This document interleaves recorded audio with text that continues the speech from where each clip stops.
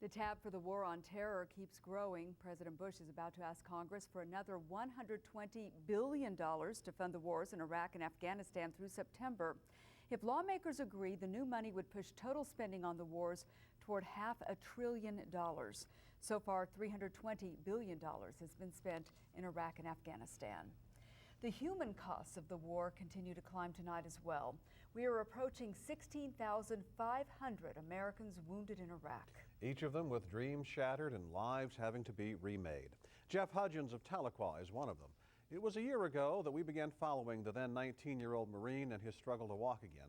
Tonight, the challenges and accomplishments that year has brought. A year ago, Jeff Hudgens was learning to walk again, struggling down the hallway of the VA hospital in Tampa, fighting back against a bomb left in an Iraqi street that blew off a piece of his skull and mangled his left arm. His dad, Russell, set up in a Tampa motel room and each night would send out another email journal entry detailing the heartbreak and pride of watching Jeff's struggle. And both dreamt of better days. Here's what 9 determined months have brought. Jeff has scaled back to 2 days of physical therapy now. He walks with a cane, but can also manage without. He's regained some control of his left arm, but his left hand still doesn't work. He has no peripheral vision, and his speech is still labored at times.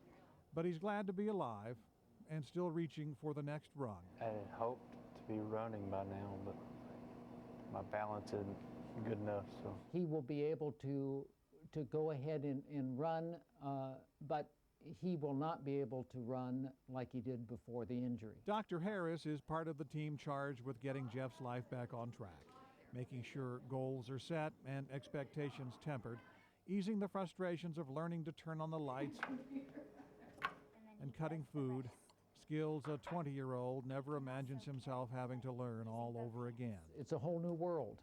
Everything is different. What we used to take for granted, jumping up in the morning and putting our clothes on and taking off, takes planning and time now. And as you might imagine, there have been many frustrating days, but Jeff just keeps punching away. Just deal with it and go on and come back the next day and do it better. I think of Jeff as a walking, talking miracle when I see, how far he's come. A or B? B. Jeff's also back in school. He's left behind his dream of a career with the Marines. Now he'd like to study business and open a restaurant in Tahlequah. And there beside him, that's Rachel.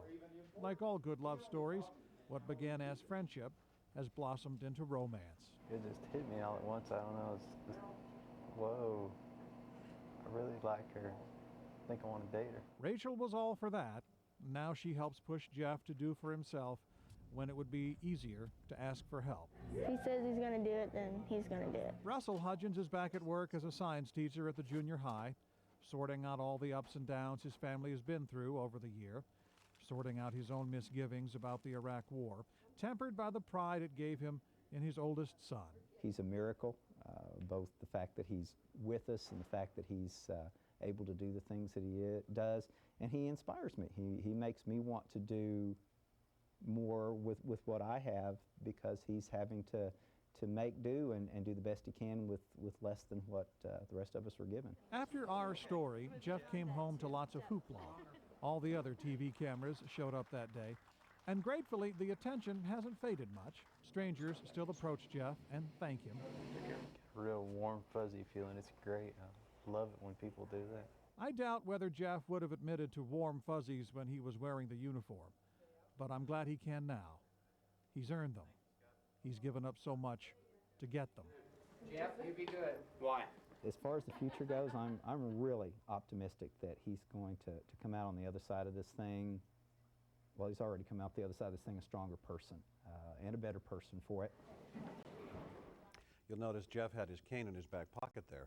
It was important for him, I think, to show us that he could walk without it. In fact, he has just walked 3 miles without that cane, 12 times around a quarter-mile track. He's also working on holding a fishing pole and reeling it in with the other hand. And he's looking forward to celebrating his 21st birthday in July at Tulsa's Hooters restaurant.